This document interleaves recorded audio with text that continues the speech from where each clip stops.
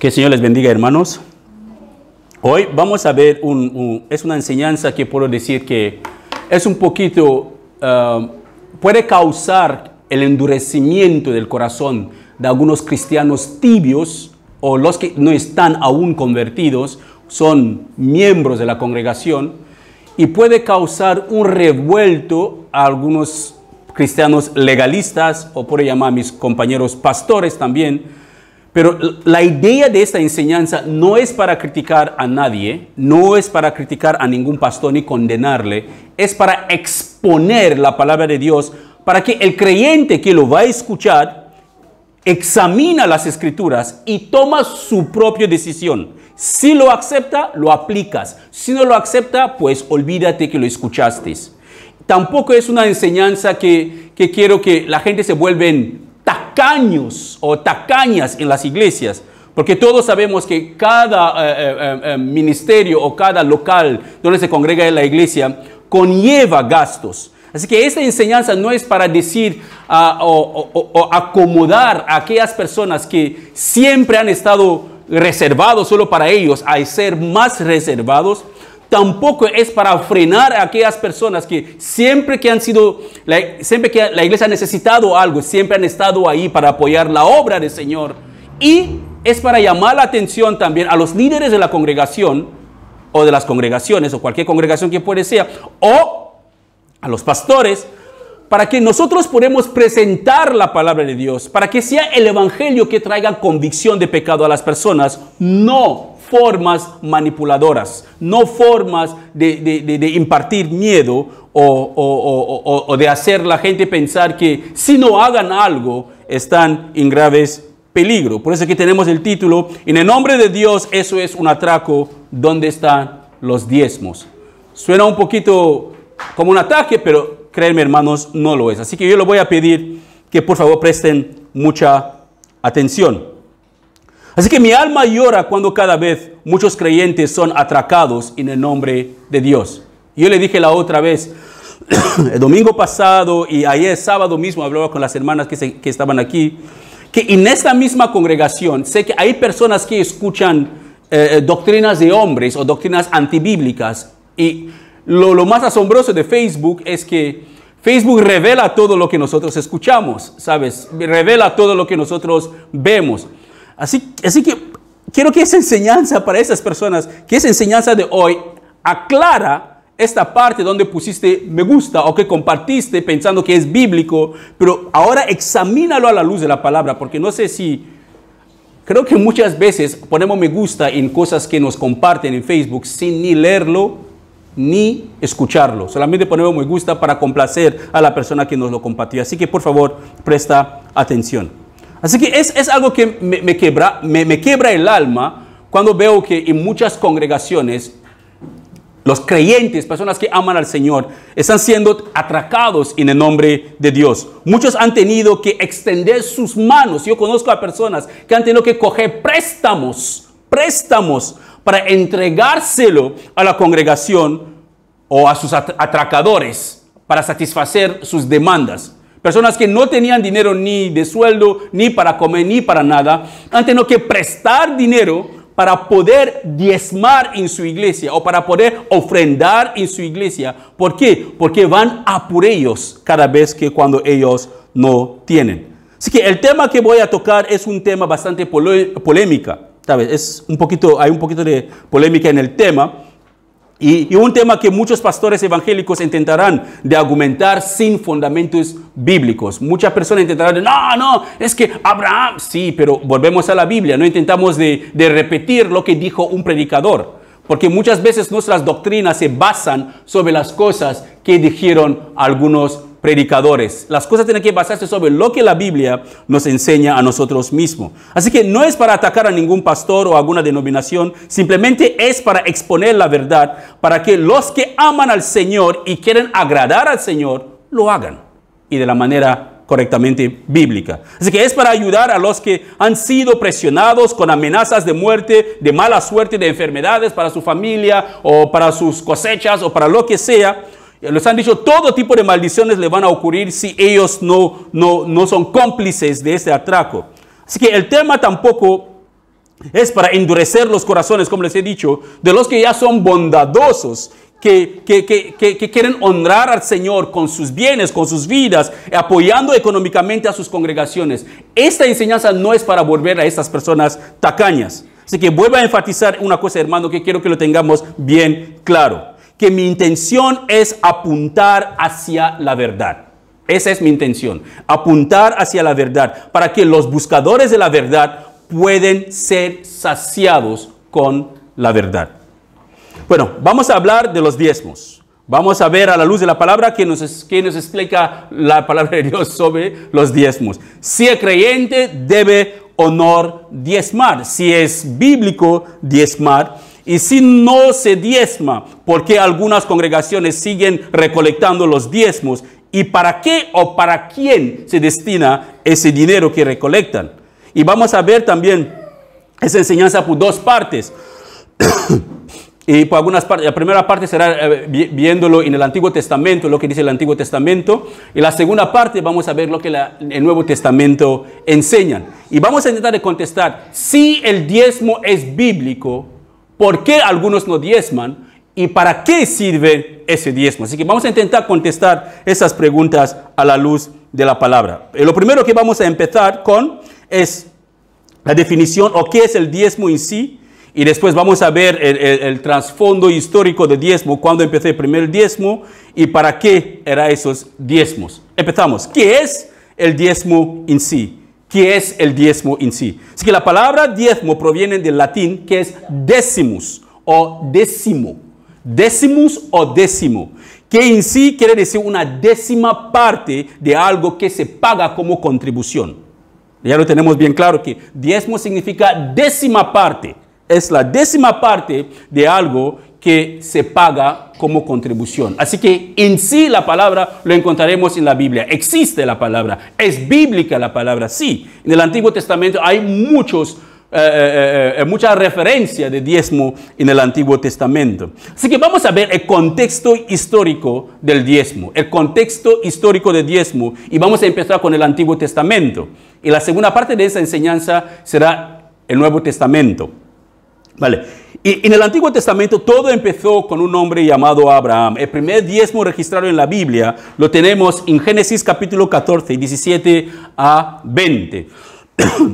Voy a saltar algunos de los versículos para no leer todo, pero los voy a dar para poder atrapar el tiempo. Como les he dicho que es bastante larga la enseñanza. Así que las que no lo voy a leer en detalle lo podéis leer después. Así que los que están tomando apuntes, tomar apuntes de esos versículos. Bueno, el primer diezmo registrado en la Biblia fue dado por el patriarca Abraham. Y él lo dio a un hombre que se llamaba un príncipe llamado Melquisedec. Si leemos Génesis capítulo 14, 17 a 20, dice: después de que Abraham regresó de su victoria sobre el rey Kedorlaomer y todos los reyes aliados, así que él regresó de una batalla y el rey de Sodoma salió a encontrarse con él en el valle de Sabe, que es el valle del rey. Así que el rey de Sodoma salió. Esta historia está explicando lo que pasó con el sobrino de Abraham, Lot. Fue raptado o fue secuestrado, fue llevado como esclavo por unos malhechores, unos reyes que habían atacado a Sodoma y Gomorra. Así que le llevaron a él. Abraham fue a defender a su sobrino y el Señor le dio la victoria con sus hombres. Rescató a su sobrino y regresaba con el botín que él había recibido de los malhechores o de esos reyes. Y el rey de Sodoma salió con otros reyes para recibir a Abraham. El versículo 18 dice: y Melquisedec, rey de Salem, el sacerdote de Dios Altísimo, llevó pan y vino a Abraham. Melquisedec bendijo a Abraham con las siguientes bendiciones: bendito sea Abraham, Dios, por Dios Altísimo, creador de los cielos y de la tierra. Y bendito sea Dios Altísimo, que derrotó a los enemigos, a tus enemigos por ti. Y mira lo que dicen al final de este versículo 20. Dice: luego Abraham dio a Melquisedec una décima parte de todos los bienes que él había recuperado. Así que Abraham aquí está diezmando, dando una décima parte de todos los bienes que él había recibido, o todo el botín que él había recibido de los reyes que él fue a atacar. Así que eso es un suceso que fue tiempo antes de que el diezmo en sí fue puesto en la ley de los israelitas. Antes de que Dios instituyó el diezmo para que los sacerdotes, los levitas, pudieran recibir los diezmos de la población. Aún así, Abraham ya estaba diezmando, había diezmado a Melquisedec. Pero mira bien, Abraham no diezmó de sus bienes que Dios le había bendecido. Él no dio ni un céntimo o una cabra o una vaca de las cosas que él tenía. Dio los diezmos del botín que había recuperado de la guerra cuando fue a liberar a su sobrino Lot. De ahí la Biblia no menciona nada más de diezmo. Cuando esta parte de diezmo termina, que Abraham hizo eso, no tenemos ningún otro relato hasta cuando llegamos en Génesis capítulo 28, de 20 a 22, que empezamos a ver la vida de Jacob.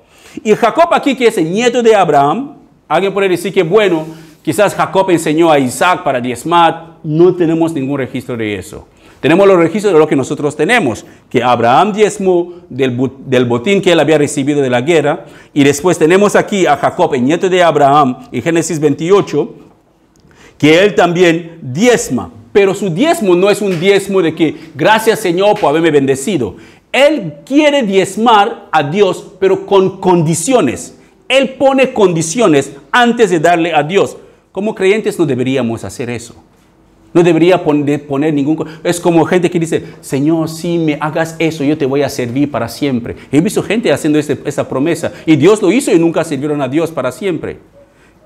Persona que, Señor, salva a mi hija y yo te sigo para siempre. La hija se salva y no se enferma, no muere de la enfermedad. Y la persona sigue con su vida y hace lo que quiere. Señor, hágame eso y yo te haré eso. Es que es peligroso, hermanos, hacer promesas a Dios que no podemos cumplir. Será mejor que nos quedamos calladitos. Dios conoce nuestros corazones.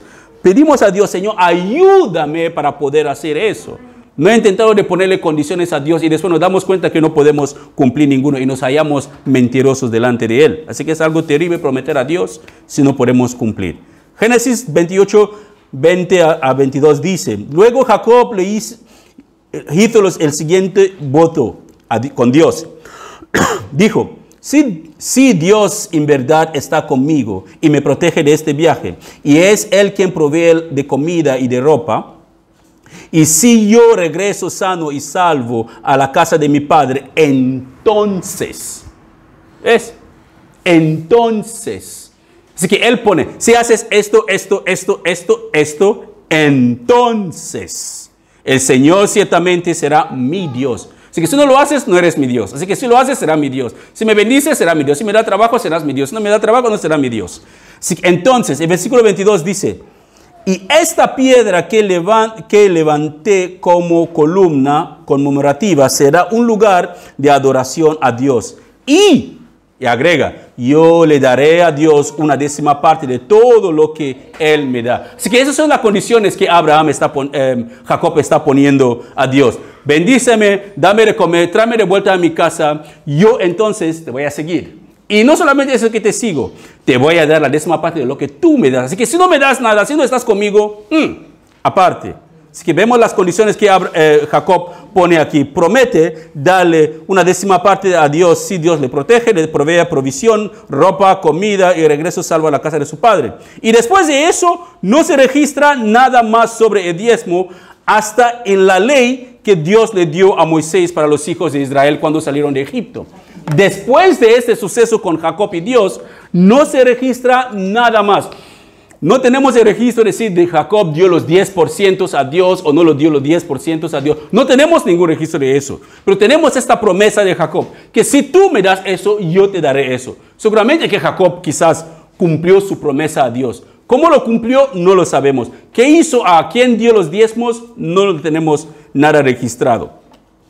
Ahora seguimos hasta el tiempo de la ley. En el tiempo de la ley se vuelve a mencionar. Esos son años después, más de 500 años después. Se vuelve a mencionar porque los hijos de Israel fueron esclavos en Egipto durante 450 años. Fueron esclavos en Egipto y Dios les sacó de ahí. Y anduvieron 40 años en el desierto antes de entrar en la tierra prometida. Así que no hay ninguna mención más de diezmo hasta en el monte Sinaí cuando Dios le dio las leyes a Moisés.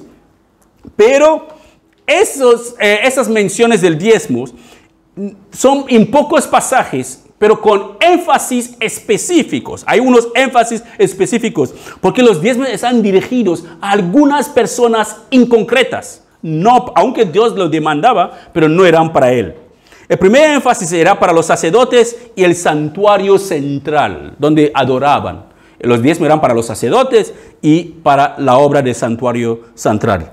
Y Levíticos 27 de 30 a 32, como mandamiento del Señor, los israelitas deberían dar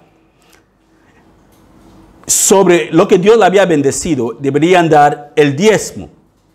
Y dice Levíticos 27, 30 a 32, la 10ª parte de los productos de la tierra, me lo pone, productos de la tierra, ya sea de grano, de los campos o fruto de los árboles, le pertenece al Señor y debe ser apartada. Es santa para el Señor. Uno puede decir, Dios, ¿cuánto come Dios? ¿Sabe? Es como, es para mí, parece que lo llevaban a Dios, como lo hacen algunos, hay unos rituales donde llevan comida a los muertos, se lo ponen ahí en la tumba, y por la noche vienen las ratas, lo comen. El siguiente día la gente va, ¡ah! Mi tía lo comió, ¡ah! Mi primo lo comió. No, fueron las ratas y los búhos, esos animales que viajan por ahí por la noche. Y hay gente que lo hacen, pero no es aquí que Dios nos está diciendo que tráiganme grano porque quiero hacer pan o fruto porque quiero comer fruto. No, Dios, no es para Dios, aunque lo está trayendo a él, pero él lo va a explicar para quién son. Y dice, de 31, si deseas volver a comprar, mira, los diezmos me lo traen, Dios dice. Pero él pone una cosa aquí que creo que raramente lo vamos a escuchar. Ellos podían volver a comprar el diezmo que querían darlo a Dios, si lo necesitaban. Es como si yo quiero dar grano, pero necesito ese grano para hacer, tengo una boda que viene, tengo que hacer pan. Así que, ¿qué puedo hacer?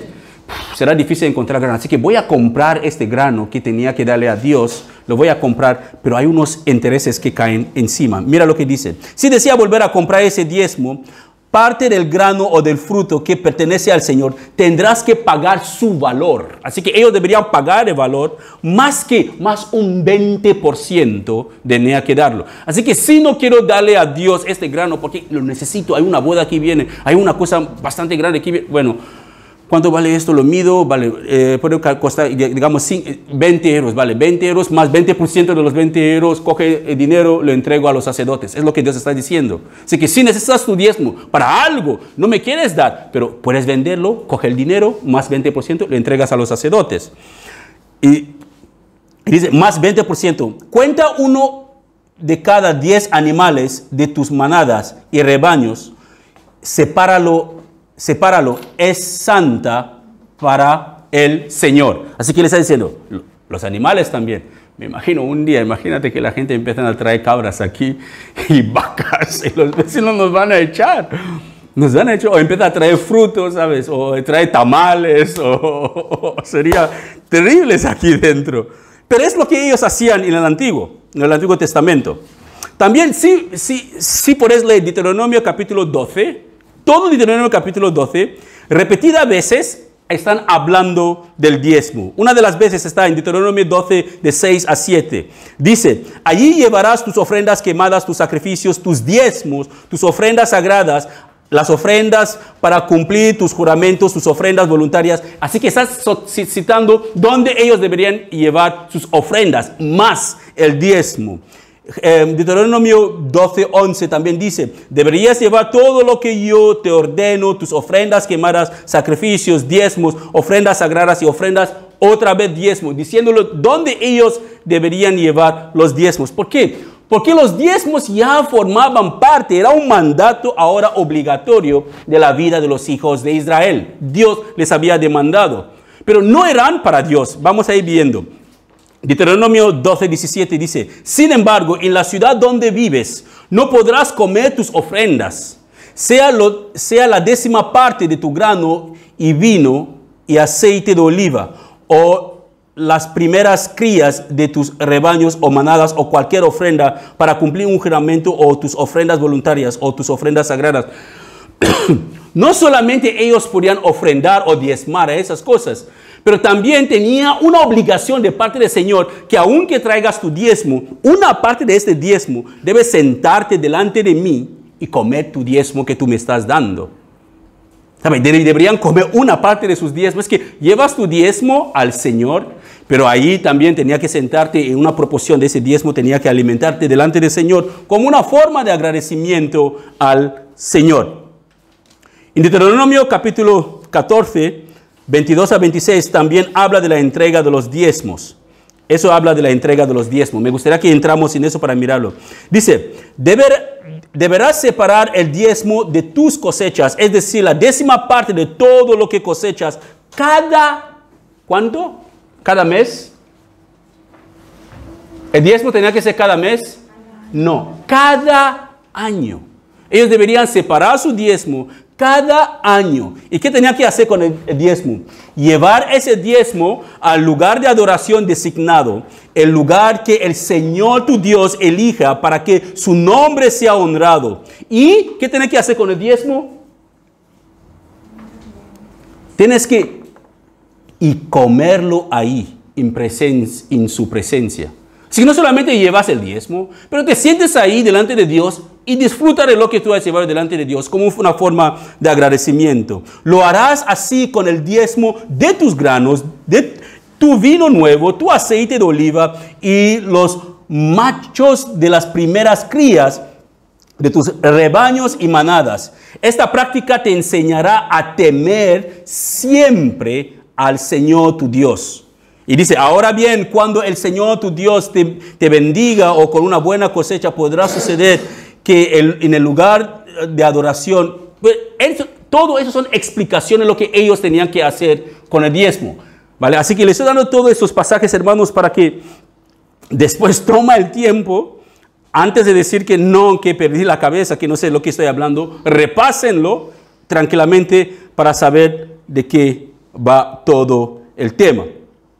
Así que tenemos la primera porción de para quién estaban destinados el diezmo. La segunda personas a quienes estaban destinados el diezmo estaban para los levitas locales, los huérfanos, las viudas y los extranjeros que vivían entre el pueblo.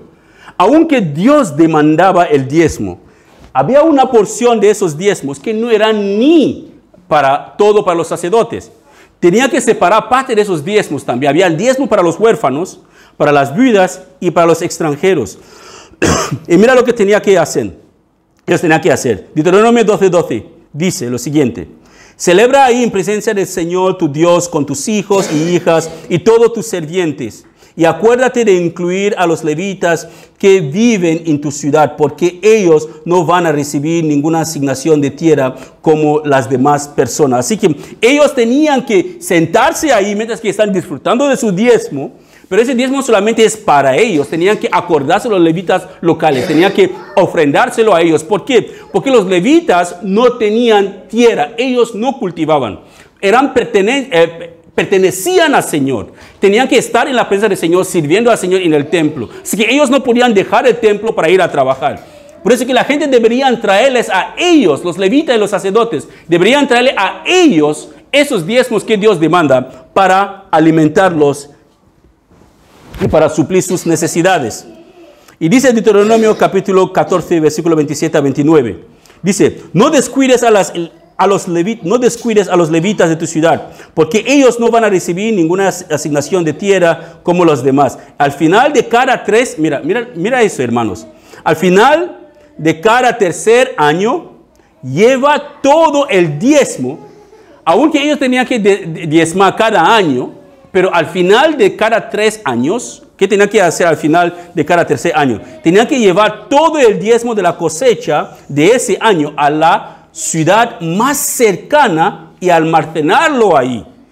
Dáselo a los levitas. ¿Quiénes harán los levitas con los diezmos cuando lo reciben? Quienes no recibirán ninguna asignación de tierra como las demás.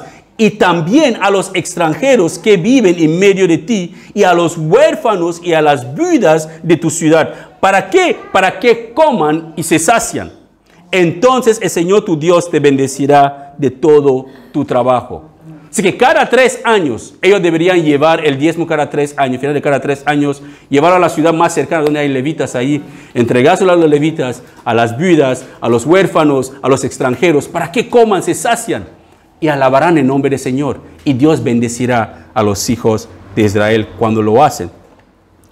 Deuteronomio capítulo 26, 12 dice, cada 3 años tienes que ofrecer un diezmo especial de tus cosechas. Ese año del diezmo especial, todos los diezmos serán para los levitas, los extranjeros, los huérfanos, las viudas, para que tengan suficiente comida en tus ciudades. Así que cada 10 años, cada 3 años, ellos deberían llevar esos diezmos a los levitas, para que ellos a su vez tenían que alimentar a ellos mismos, alimentar a los extranjeros, los huérfanos, las viudas, para que ellos también pueden comer. Estamos viendo que no tenía nada que ver con lo que nosotros hoy en día sabemos de diezmo. Números 18, 25 a 29 revela que los levitas que recibían los diezmos de los hijos de Israel deberían también diezmar de ese diezmo al sacerdote Aarón. El levita recibía el diezmo, pero no se quedaba con el diezmo solo para él.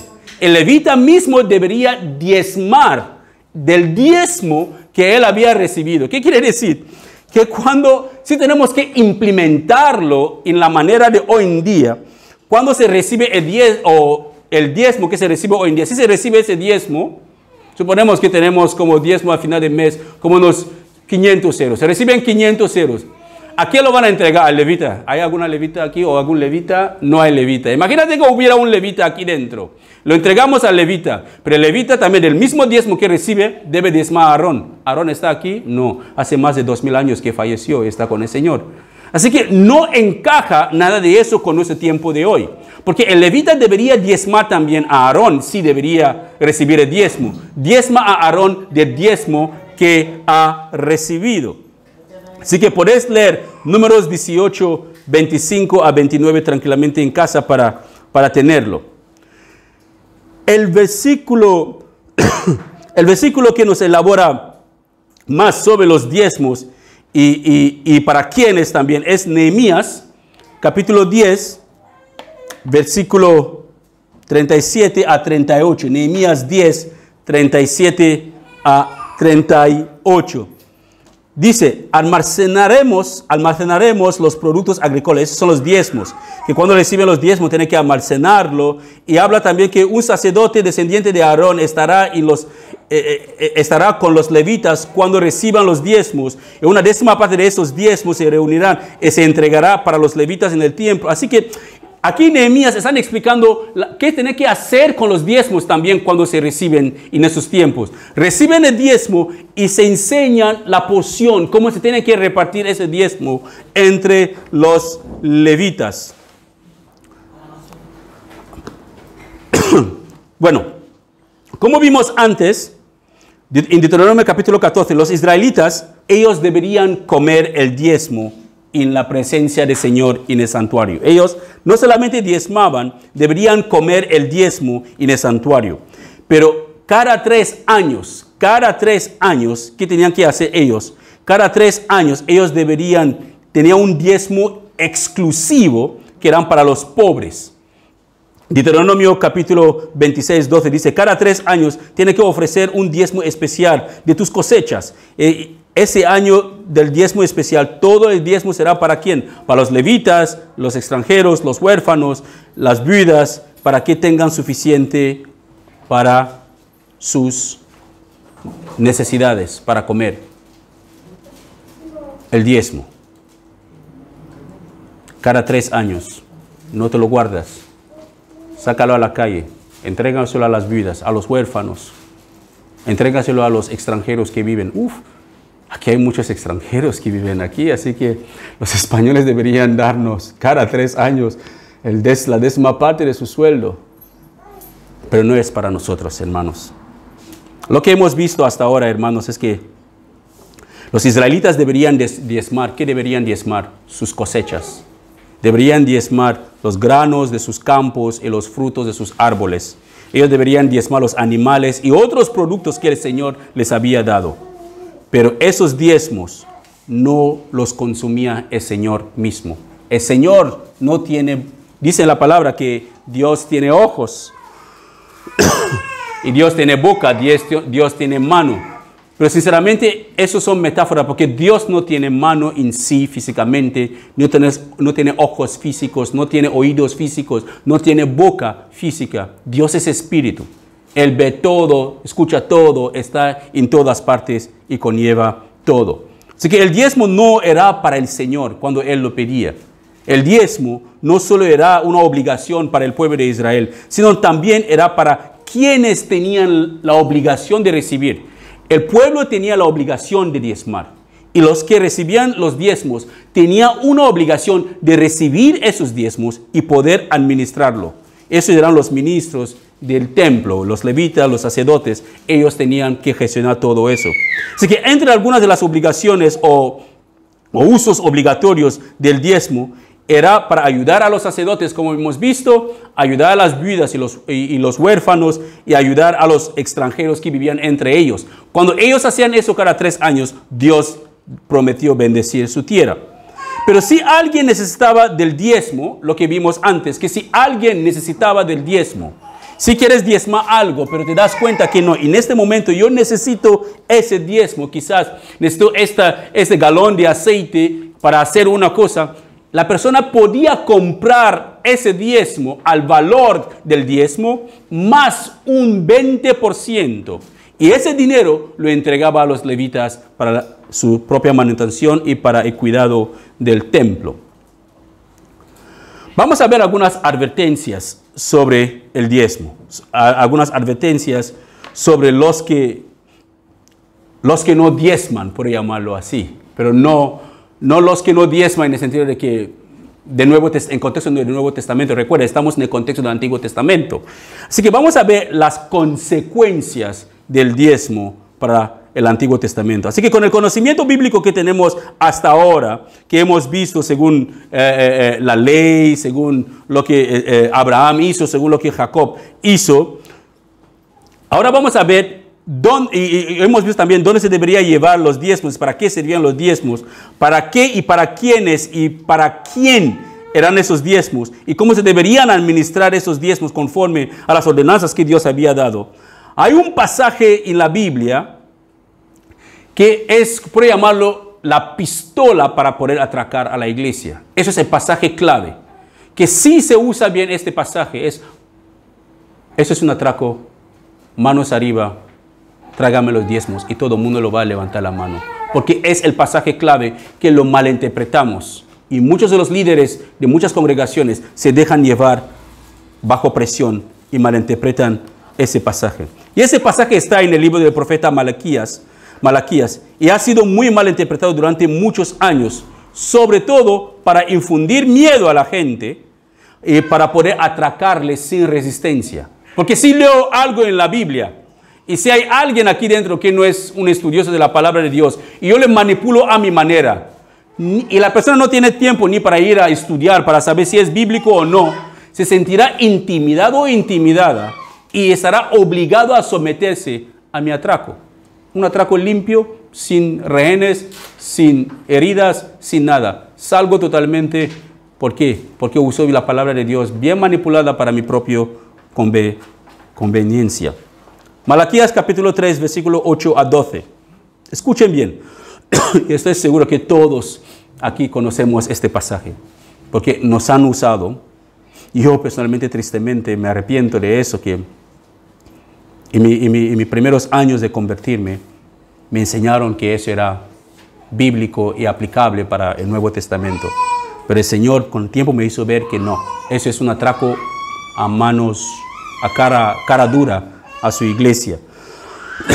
Dice Malaquías 3, 8, 12. Esa es una pregunta que el Señor hace. ¿Debería el pueblo estafar? Otra versión dirá robar a Dios. ¿Debería el pueblo estafar a Dios? Sin embargo, ustedes me han estafado o ustedes me han robado. Pero ustedes preguntan, ¿qué quieres decir? ¿Cuándo te hemos robado o estafado? Me han robado los diezmos y ofrendas que me corresponden. Y ustedes están bajo maldición porque toda la nación me ha estado estafando. Traigan todos los diezmos al depósito del templo para que haya suficiente comida en mi casa. Y si lo hacen, esa es la parte favorita, si lo hacen, si diezmas, iglesia, si diezmas, dice el Señor de los ejércitos celestiales, les abriré las ventanas de los cielos, derramaré una bendición tan grande que no tendrán suficiente espacio para guardarlo. Qué atractivo, ¿no? ¿Quién no quiere una bendición donde no sabrá que guardarlo? A mí me gustaría tener ese tipo de bendición. Que Dios me bendice de tal manera que no sabré ni dónde guardarlo. Esas son las promesas de Malaquías aquí. Pero vamos a ver para quién son esas promesas. Y dice, les abriré las ventanas del cielo, derramaré una bendición tan grande que no tendrán suficiente espacio para guardarlo. Inténtalo. Qué atrevido ahí. Es que inténtalo, ya verás, inténtalo. Pónganme a prueba sus cosechas. Ahora viene el problema porque no estamos diezmando cosechas. Porque si estamos pidiendo que la gente diezma, tiene que diezmar cosechas, porque están hablando de cosechas aquí. Sus cosechas serán abundantes porque las protegeré de insectos y enfermedades. Aquí ya empezarán a usar otros términos para definir insectos y enfermedades y cosechas. Las uvas no caerán de las vides antes de madurar, dice el Señor de los ejércitos. El versículo 12 termina diciendo, entonces todas las naciones los llamarán benditos porque su tierra será un deleite, dice el Señor de los ejércitos celestiales. Hermanos, dime si te dicen algo así y tienes tu último 50 euros en el bolsillo, aún no has pagado la luz y te están a punto de cortar el agua y te acaban de llamar que tu madre necesita un medicamento en su país que vale unos 45 euros y mañana tienes que ir a trabajar y no tienes el billete del metro y tienes que ir son 2 zonas que necesitas y te sueltan algo así, de tal manera que es domingo, lunes tienes que ir a trabajar. ¿No te vas a asustar y sacarás los 50 euros que tienes? ¿No vas a desear tanto que Dios te bendice como lo promete aquí? ¿No vas a poner a Dios a prueba? Como dice que, ponme a prueba, inténtalo. No lo vas a hacer confiando que Él lo va a hacer. Claro, pero cuando no lees esta palabra, hará exactamente lo que los atracadores te piden de hacer. Así que recuerda lo que vimos en Levíticos. Recuerda muy bien lo que vimos en Levíticos capítulo 27, de 30 a 32. Recuerda muy bien que el Señor ordenó a los israelitas a traerle una 10ª parte de sus cultivos y animales como diezmo. ¿Vale? Recuerda bien lo que está subrayado. Los granos de campo ellos tenían que traer. Y si decía volver a comprarlo, podía comprarlo. El valor más 20%. Y vimos también que los diezmos no eran para el consumo personal del Señor. Dios no pedía los diezmos porque Él quería comerlos, sino era para ayudar a los sacerdotes, los levitas, los extranjeros, los huérfanos y las viudas. Y cuando uno empieza a leer Malaquías, ese es el secreto que les voy a decir, hermanos. Antes de que llegamos a Malaquías capítulo 3, es normal que hemos pasado Malaquías 1 y 2, ¿sí o no? Así que no podemos saltar directamente a Malaquías capítulo 3 para saltar y luego empezamos a leer lo que dice Malaquías 3. Para tener el contexto de Malaquías capítulo 3, lo que hemos leído antes, para tener el contexto de todo Malaquías 3, 8 a 12, debemos leer Malaquías capítulo 1 y capítulo 2. Si no leemos Malaquías capítulo 1 y capítulo 2, eso es un atraco a mano limpia, ¿sabes? Sin discusión, totalmente sin discusión, sin heridos ni rehenes. Si cuando uno empieza a leer Malaquías capítulo 1, verás que los hijos de Israel habían hecho lo contrario de lo que Dios les demandaba. Ellos habían abandonado las ordenanzas que Dios les había dado a través de Moisés. Dios había puesto algunas normativas que ellos tenían que permanecer en esa normativa, tenían que permanecer en esas órdenes, tenían que hacer las cosas que Dios les había dicho de hacer. Pero ellos se habían desviado totalmente. Así que Dios había ordenado que deberían ofrecer animales. Los animales nosotros los vimos en Levíticos 22 a 20. Levítico 22, versículo 20. Dios le dice que tiene que ofrecer animales. Y le dice qué tipo de animales. Dice, no presentes un animal con defectos, porque el Señor no lo aceptará a tu favor. Así que deben ofrendar animales, deben diezmar animales, pero no debe ser cualquier tipo de animales. Ellos deberían ofrendar animales que no tenían defectos. Y en Malaquías capítulo 1, escuchen bien hermanos, en Malaquías capítulo 1, Dios empieza en el capítulo 1 sus quejas contra el pueblo de Israel antes de llegar al capítulo 3. Porque lo que hemos leído en capítulo 3 es el resultado, es como Dios desahogándose totalmente lo que Él empezó a decir en Malaquías capítulo 1 y capítulo 2. Así que en capítulo 1, versículo 8, Dios se queja contra el pueblo de Israel diciendo, ¿cuándo ofrecen los animales ciegos como sacrificios? ¿Por qué? Porque en Levítico capítulo 22, 20, Él les había avisado a no ofrecer animales con defectos. Pero ellos lo estaban haciendo y Dios se enojó con ellos porque lo estaban haciendo. Así que le dice en Malaquías 1, 8, que cuando ofrecen los animales ciegos, cuando ofrecen animales ciegos como sacrificios, ¿acaso no está mal? Y no está mal también ofrecer animales lisiados y enfermos. Intentan dar este tipo de regalos al gobernador y vean qué contento se pone, dice el Señor de los ejércitos. Así que Dios está diciendo que ¿cómo vosotros me podéis dar lo peor? Ciertamente, para el cristiano del Nuevo Testamento tenemos que entender que eso, Dios también nos está hablando a nosotros. No podemos dar a Dios lo peor de nuestro tiempo. ¿Cómo cuándo? Cuando oramos más, cuando estamos a punto de ir a dormir, ¿no?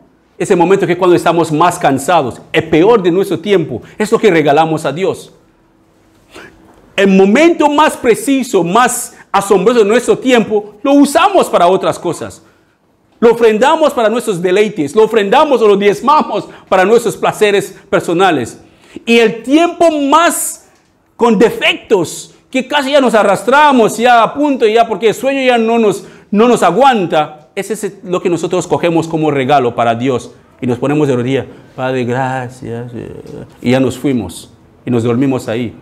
Yo hablo como ejemplo, que antes yo me levantaba, me di cuenta que, wow, cuántas horas llevo de rodillas ahí. Pensaba, mi esposa seguramente que pasaba, pensaba que yo estaba orando, pero porque yo estaba ofrendando a Dios el peor de mi tiempo. Es como un animal defectuoso, como un animal que no me servía. Es lo que yo daba a Dios, el peor de mis tiempos. Así que Dios le llama la atención aquí, Malaquías capítulo 1, ese versículo 8. También, en Malaquías 1, 13 a 14, el Señor sigue reprochando al pueblo de Israel. Y dice, ustedes dicen, es demasiado difícil servir al Señor. Y seguimos diciéndolo hasta hoy en día. La gente dice que es difícil servir a Dios. Los hijos de Israel decían lo mismo también. Que es demasiado difícil servir al Señor. Y consideran un fastidio mis mandamientos, dice el Señor de los ejércitos celestiales. Imagínense, están presentando animales robados. Así que robaban ofrendas para dar. Como gente hoy en día, quizás a veces pueden robar diezmos, estafan dinero para luego ofrendar o diezmar. Prestando animales robados, lisiados, enfermos como ofrendas. ¿Debo aceptar esa clase de ofrendas de ustedes? Pregunta el Señor. Maldito sea el tramposo que promete dar un carnero selecto de su rebaño, pero después sacrifica un defectuoso al Señor. Pues yo soy el gran rey, dice el Señor de los ejércitos celestiales, y mi nombre es temible entre las naciones. Así que la gente prometían dar cosas a Dios, y luego cuando llegaba la hora de dárselo, cambiaba de opiniones. Es como cuando decimos, ¿cuántos hermanos van a estar aquí el día de la oración? Yo. Llega el día de la oración, lo mismo de siempre. Lo mismo de siempre. Uno pregunta, pero ¿por qué contestaron yo? Porque había emoción, hacerse ver, y la furia y todo eso. Así que la gente prometía darle a Dios cosas que cuando llegaba el momento no podían cumplirlo. Con el tiempo, es lo que pasó con los hijos de Israel. Con el tiempo, el pueblo fue alejándose de Dios y no entregaban las ofrendas ni los diezmos para el Señor que se usaban para ayudar a los sacerdotes, a los levitas, a los extranjeros, a los huérfanos y a las viudas. Ellos habían tomado la decisión de vivir su vida a su manera. Y a raíz de todo eso, los levitas, ¿qué pasó con los levitas? Como no entraban los diezmos, porque ellos vivían de diezmos, no entraban las ofrendas, porque ellos vivían de las ofrendas, y ayudaban a los pobres, los huérfanos y las viudas y a los extranjeros. Como el pueblo ya vivía una vida pecaminosa, esas ofrendas y diezmos ya no entraban.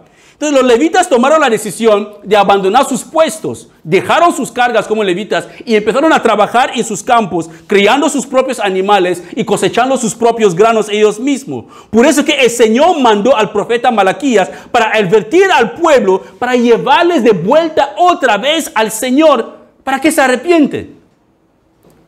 Mira, hay algo asombroso de Dios, hermanos, que hasta ahora yo no creo que voy a entenderlo, es ¿cuánto hace Dios cada vez para traernos de vuelta a Él? ¿Sabes? Él mueve todo para que volvamos a Él. Hace todo para que volvamos a Él. Nunca nos deja como un padre puede cansarse de decir que sabes que te voy a desheredar. Vete, te quito de mi testamento. No. Dios hace todo para que volvamos a Él. Él pone todo. A veces pone cosas a nuestra contra para que podamos dar la vuelta y tomar el camino correcto. A veces oramos, Señor, quiero eso, y Dios no contesta. Es porque eso va en contra de nosotros, nos va a destruir. Y Dios no contesta y pues seguimos insistiendo pensando que Dios está tardando. No, el silencio de Dios a veces, hermanos, es para nuestro propio provecho. Su silencio es para nuestro propio provecho.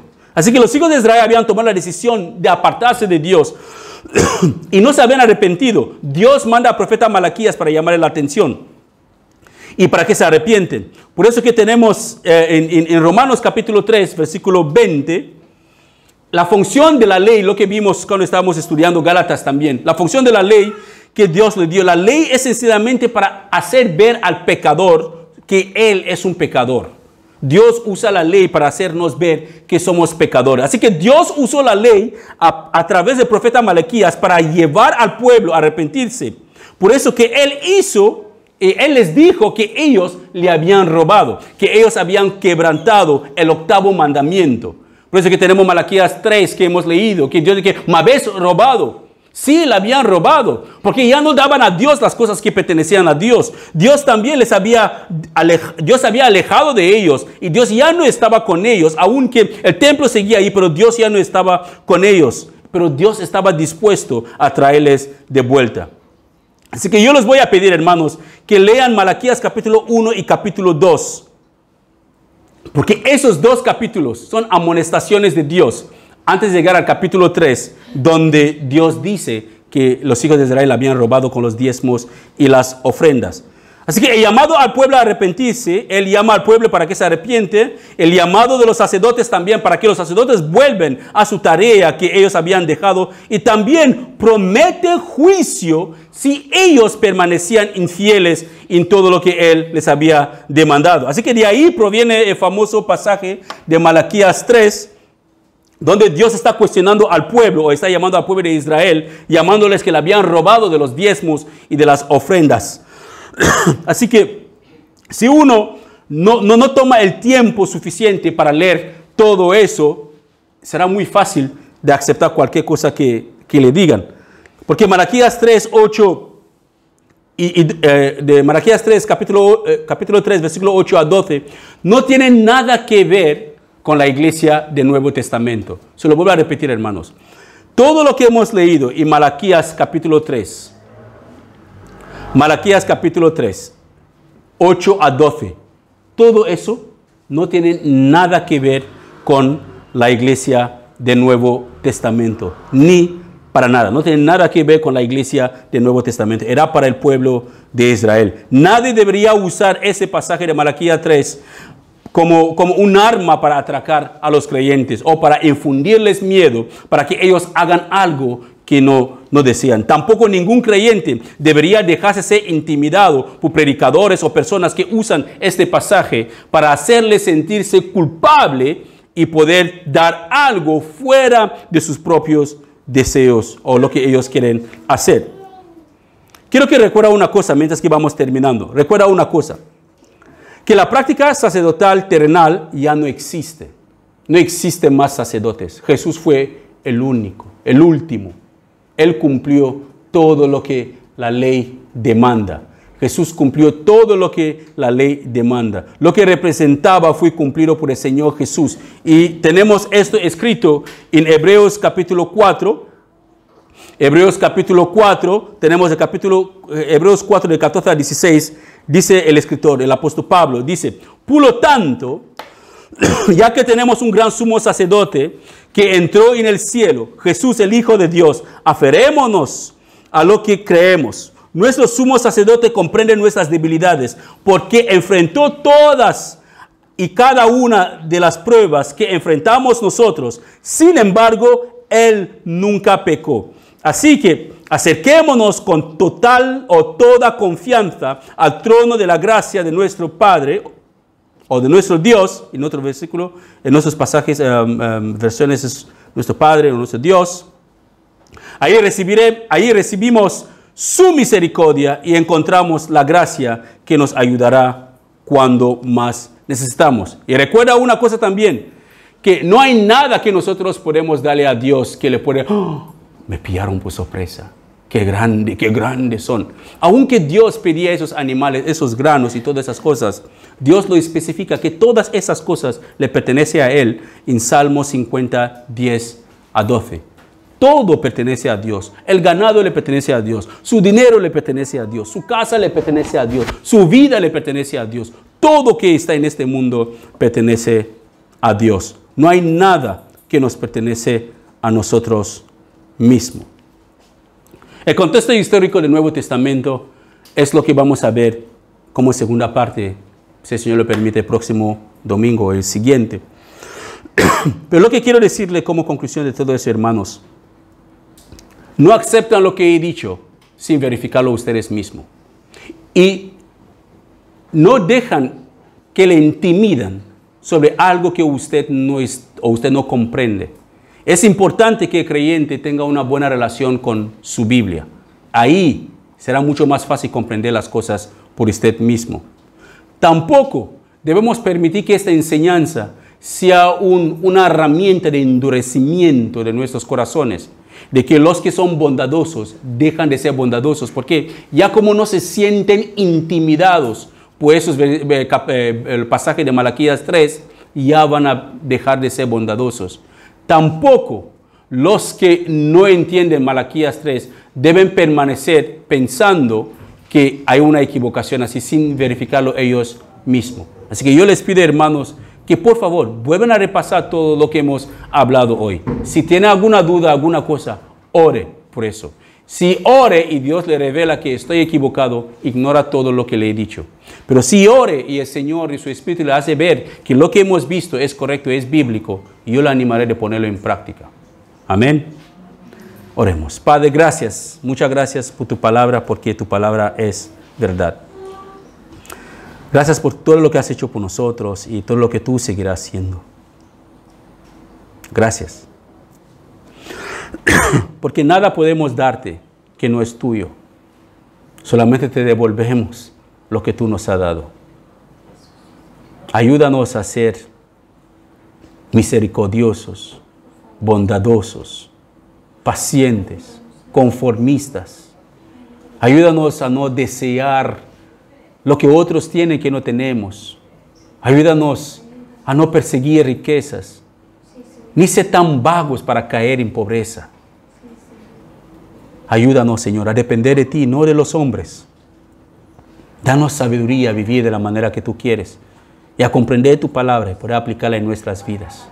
Apártanos, oh Señor, de todo lo que no te agrada y danos la fortaleza de permanecer firme y poder presentarnos ante ti el día que Jesús vuelva. Gracias por tu gracia eterna. En el nombre de Jesús. Amén.